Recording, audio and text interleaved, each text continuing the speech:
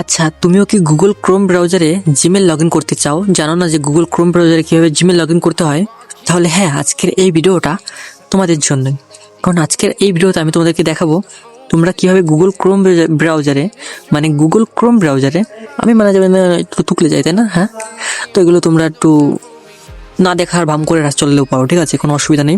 তো আমি অনেক ফালতু কথা বলছি, তো সরি, আমি আমার টপিক আসি। হ্যাঁ, তো গুগল ক্রোম ব্রাউজারে কীভাবে জিমেল লগ ইন করতে হয় এটা জানো না? তাহলে আজকে ভিডিওতে আমি তোমাদেরকে দেখাবো তোমরা কীভাবে গুগল ক্রোম ব্রাউজারে জিমেল লগ ইন করবে, তাও মাত্র 1 মিনিটের মধ্যে। তাহলে চলো আর বেশি কথা না বলে আজকের এই ভিডিওটা শুরু করা যাক। তো সবার প্রথমে তোমরা গুগল ক্রোম ব্রাউজারটি ওপেন করে নেবে তোমাদের ফোনে থাকা, ঠিক আছে? আমার দেখো আসছে, জাস্ট আমি গুগল ক্রোমটি ওপেন করে নেবো। ওপেন করার পরে এরকম একটি ইন্টারফেস আসবে। জাস্ট এখানে দেখতে পাচ্ছ সেটিং অপশন, এই সেটিং অপশানে ক্লিক করবো এবং একটু নিচের দিকে আসলে দেখতে হবে এখানে সেটিং। জাস্ট এই সেটিং অপশানে ক্লিক করবো।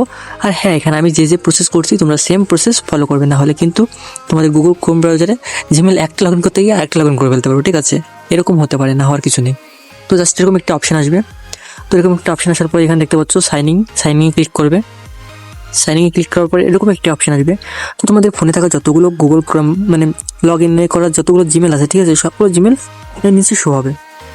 তো ব্যাকগ্রাউন্ড থেকে যদি কোনো আওয়াজ কিংবা নয়েজ শোনা যায় তার জন্য অনেক সরি, দুঃখিত, কারণ আমি খোলা ব্যাকগ্রাউন্ডে আমার এই ভিডিওটা রেকর্ডিং করছি।